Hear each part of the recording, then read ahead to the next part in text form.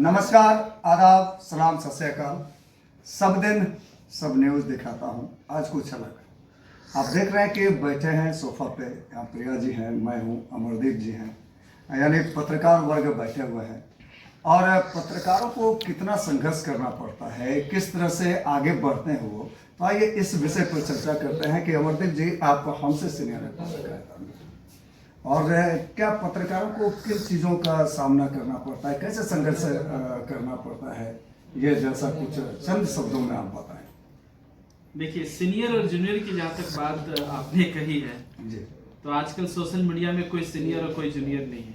आप जैसा काम करते हैं आप खुद सीनियर हो जाते हैं। और जहाँ तक पत्रकारिता की बात कही आपने, तो आज सही मायने में पत्रकारिता करते हैं कौन? हम और आप करते हैं? दिल से पूछिए। आजकल हम लोग पत्रकारिता करते नहीं, हम लोग व्यू पाने के लिए सोशल मीडिया पर हावी रहते हैं। व्यू पाने के लिए, जी।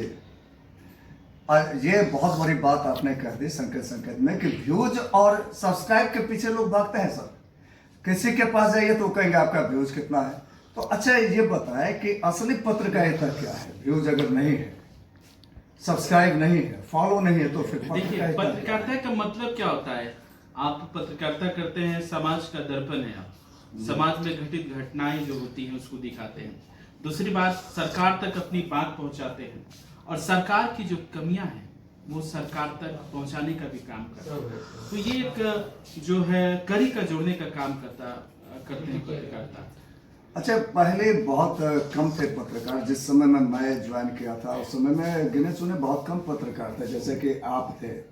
उसके बाद मेरा एंट्री जो है बहुत बाद हुआ, तो बहुत बाद हुआ, तो उस समय भी गिने चुने थे। आज बहुत पत्रकार हैं। तो उस समय में जो पत्रकारिता की स्तर थी और आज जो पत्रकारिता का स्तर है, तो क्या आपको अंतर नजर आता है? जी शशि जी, सबसे पहले जो आपने कही बात, वो दौर था, तो अपनी दौर बता दें। 2006 लगभग आज 20 साल लगभग हो चले होंगे जब की शुरुआत हुई। तब गिने चुने कुछ सोशल मीडिया पे थे। सोशल मीडिया तो स्टार्ट ही हो रही थी, इलेक्ट्रॉनिक चैनल का इलेक्ट्रॉनिक था, जिसमें सहारा समय, ईटीवी बिहार, और पेपर की बात कर ली जाए तो हिंदुस्तान, दैनिक जागरण, और भी आगे आ रहे थे।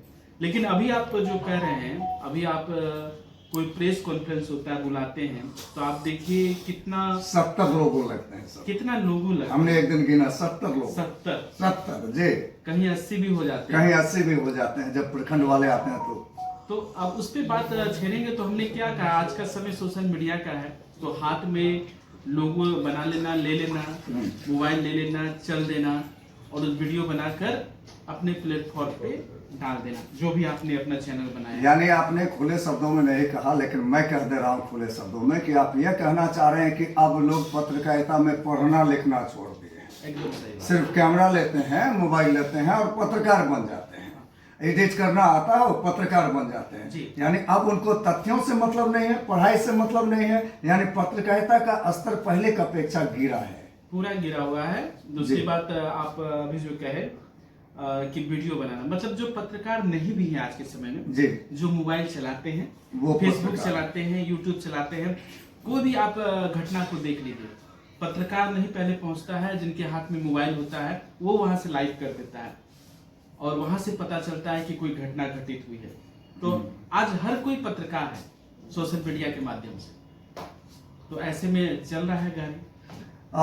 सुधीर दर्शक, आपको बताते हैं कि ये हालांकि मेरे मित्र ही हैं, साथ में ही पढ़ाई किया हूँ जिला स्कूल से, लेकिन पत्रकारिता का कोर्स करने के लिए सबसे पहले पूर्णिया में ऐसे दो बंदे थे युवा में, एक अमरदीप कुमार और दूसरा गोविंद आवारा जी, है ना। यहाँ से ये जो है इग्नू से कर रहे थे, और इग्नू से करने के बाद ये पटना गए थे देने के लिए। वहीं आपसे मेरी मुलाकात हुई थी पटना के विधायक जी के आवास पे, है ना। उसी दिन मैं जा रहा था कि पत्रकारिता कोर्स कर रहे हैं। तो बहुत सारे युवा हैं जो पत्रकारिता कोर्स करके आए हुए हैं, बहुत सारे युवा हैं जो पत्रकारिता कोर्स नहीं, अनुभव पे, जैसे कि मैं खुद अनुभव पे था, और पत्रकारिता करने के क्रम में मैंने डिप्लोमा ले लिया, डिप्लोमा कर लिया। तो लेकिन शुरू में स्टार्ट में मैं अनुभव पे ही आया था। माफी चाहूंगी बीच में रुकना चाहूंगी, मैं भी कुछ बोल दूं कि कभी कभी डिग्रियां रह जाती हैं। आप लाख की बहुत कुछ कोर्स किए रहते, लेकिन आपका थ्रो बैक नहीं है। कैपेसिटी नहीं है डील करने की, कैमरे को फेस करने की या बातों को सही तरीके से रखने की, तो कहीं ना कहीं वहाँ पर डिग्रियाँ फेल एकदम सही बात है, फेल हो जाती है। और अभी के डेट में आपने कहा कि मोबाइल से हर कोई पत्रकार है, तो हाँ, अगर वो कैपेबल है तो वो पत्रकार है, बिल्कुल है। अगर वो सही बातों को, सही तथ्यों को लोगों तक रख पा रहे हैं तो दे आर कैपेबल। देखिए, मैं आपके बातों से सहमत हूँ। जैसे कि आप बोल रहे हैं कैपेबल, तो बिकॉज आप साहित्यकार हैं, फिर आप अब एक पत्रकार भी हो गए, तो आपको लिखना पढ़ना आता है। लेकिन ये भी मैं इनका भी समर्थन करता हूँ कि अब पत्रकारिता का स्तर गिरा है कि लिखना पढ़ना नहीं आता। जी प्रिया जी, आपने अच्छी बात की, लेकिन आपने कहा कि जो तथ्यों को परोसते हैं, मगर आज के समय में तथ्यों को परोसते नहीं है। हाँ। वो डायरेक्ट ही दिखा देते हैं, डायरेक्ट दिखाते हैं। आप उस जो रिपोर्टर होते हैं, जो पत्रकार होते हैं, वो अंतिम कड़ी तक जाते हैं। आपने किन्हीं का बाइट या कोई घटना हो गई है, तो उस तथ्यों को जानकारी के लिए आप उनके जो अधिकृत अधिकारी होते हैं, आप एसपी हो गए, उनसे ले ले, कोई विभाग से ले ले या जिला पदाधिकारी से, तब उन तथ्यों को लगाकर आपको लगाना। आप खोजी पत्रकार अब कम हो गए, लेकिन आप क्या एक ही बाइट, एक ही चीज को आप दिखा रहे हैं, है ना? खोजी सही है, बट उसमें भी देखा जाता है कभी कभी सारे कुछ होते हुए भी वो डिस्प्ले नहीं कर पाते, किसी चीजों को लोगों के सामने नहीं लाते। तथ्य भी जान रहे हैं, उनके पास सारी क्वालिटीज है,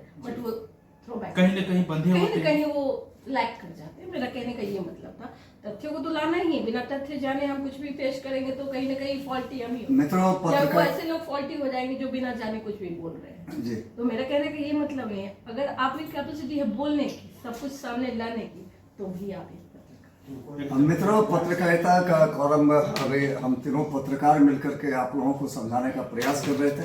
हालांकि पत्रकारिता का स्तर गिरा है, लेकिन सोशल मीडिया के माध्यम से बढ़ा भी है जी, बढ़ा भी है। और अब पत्रकारिता करना इसलिए भी आसान हो गया है, मेरे जैसे जो पूंजीहीन व्यक्ति था वो एक मोबाइल लिया और पत्रकारिता करना शुरू कर दिया। हालांकि हमने कई चैनल में काम किया, चैनल का नाम गिनाना मैं उचित नहीं समझता। जी,